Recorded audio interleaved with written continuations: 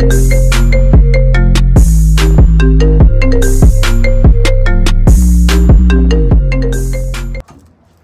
everyone, it's Crystal Neath, your intuitive tarot reader, and I am here with your February 28, 2019 daily tarot reading. As you see, this setup is a little bit different because I'm not at home at the moment. So I'm going to actually do a 3-day reading, okay? So just to put the content out there, you know, because I don't want to not have the readings uploaded, but of course, me not having my setup, you know, makes things a little bit different. So we're going to go ahead and get right into it. And in this reading, I'm going to be looking into the energy for Thursday, Friday, and Saturday. Okay, so I'm going to pull a card for each one.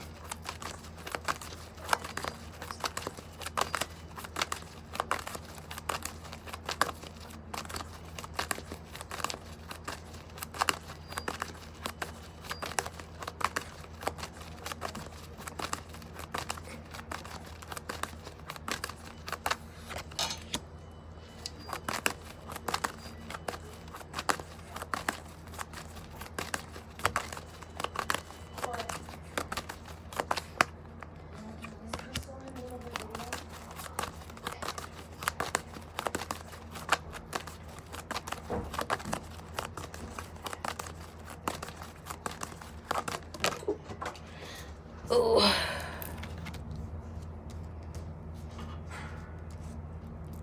Okay. And you know what? I'm just going to go ahead and do Sunday too. Why not?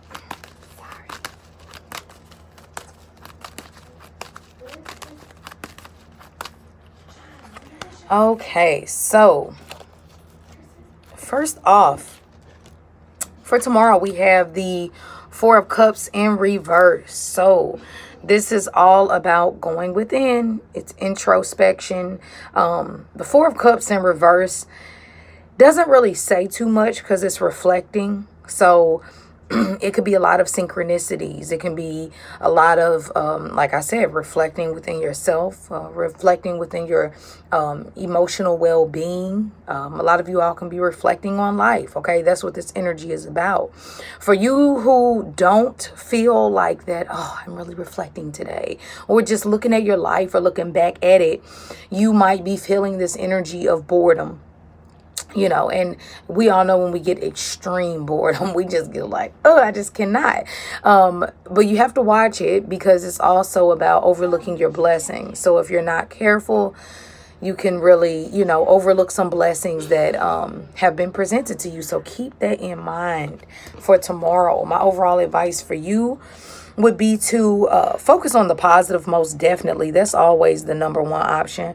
Besides that, though, you know, it's nothing wrong with reflection. It's nothing wrong with looking at your life. It's nothing wrong with looking at your circumstances to see, am I living the life that I want to live? Am I emotionally where I really want to be? So that's what you want to keep in mind for tomorrow, Thursday, February 28th. Now, on the 1st of March, we have the Devil. So heavy Saturn energy, which is Aquarius. I tried to sneak in. It's okay. It's okay. It's all right, you all. John's inhaler. It's okay. Find it. Go ahead. It's good. Oh my God. I'm so sorry. No, it's okay.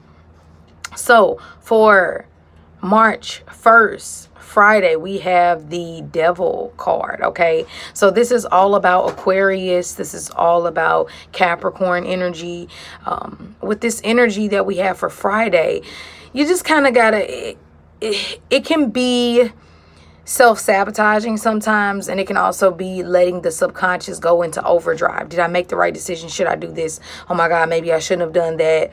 And it's really good for, you know, staying grounded. Of course, we all know how grounded Capricorn can stay in different, you know, situations that most people would be like, ooh, I just don't know. But the Devil here is saying Saturday, you might be trying to have a lot of fun, and then here comes this restricting energy of nope, you know, calm down, or no, you know, be reasonable.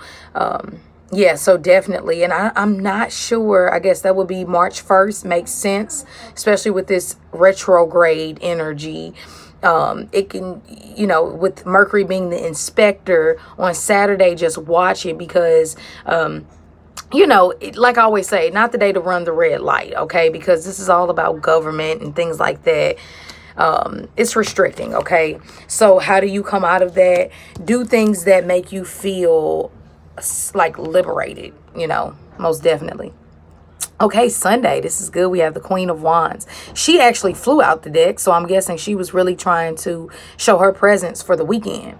So the Queen of Wands is this energy of this passionate, overly expressive, arrogant, sometimes fiery Leo, Aries, Sagittarius. So we have Thursday, Friday, Saturday would be a great day to, you know, do something that makes your soul feel alive. Do something that makes you feel expressive, you know. Now, you do have to watch it because she's very impulsive. You know, this woman, she gives us a lot of creative energy and passionate energy, but she can also hurt feelings, you know.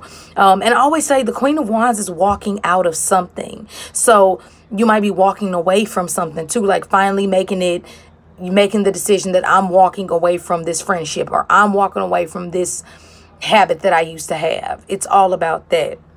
Very good energy. Call up a Leo, Aries, Sagittarius. Okay. Now, next we have the Five of Swords for Sunday. So the Five of Swords is all about, the swords are all about your words, how you talk, the way you communicate. But the Five of Swords is trying to win at any cost. Like, you know, I have to do it. I have to get the last word. I have to. So you have to watch it because it can make people very combative with you. But it can also make you say the wrong thing. And as we know, we're Mercury retrograde. By the time you all get done with it, you are going to know what a retrograde is. And you are going to be talking about it to your coworkers and your friends. Because guess what? You're enlightened. So they're going to call you like, girl, why did my car get stolen out of my driveway? Why did Randy just say that he's really a transsexual? Yes, all kind of stuff comes up. But it's also a great time to reevaluate, okay? But with the Five of Swords on Sunday, you want to make it a self-affirming day, affirmations, all of that. Because this, to me, looking into like this lineup of the rest of the week, it's very self-reflecting and breaking out of limitations on in a positive way to look at it, because we can, when we do the inner work with the Four of Cups, we can get to a place of breaking the barriers or breaking out of situations that make us feel like a slave to our own situation, which sucks. And it brings us to the Queen of Wands, where she's walking out. But she's walking out, and, you know, you got to make sure that sometimes you ever notice, like when you get into it with somebody, or when something is said, whether it's good or bad, it lingers. Like you can still hear them kind of saying it after the fact. So, you know, it's like the thoughts might still be going through your head of what you walked away from, or, you know, what you've learned. You know, the devil is Saturn. You know, like I said, it's extreme changes. It's grounded energy. You know, but it's also breaking out of things. And at the bottom, let's end it on a good note. Oh, the Chariot. The Chariot and the Two of Cups as our clarifying cards at the end of the week. Now, of course, this is good for travel. Okay, this is good. I'm happy to see this because I'll be traveling. So this is kind of pulling this all together. Okay, the Chariot is saying, look at your victories. You know, reflect that light and dark. Reflect what works for you and what doesn't work for you.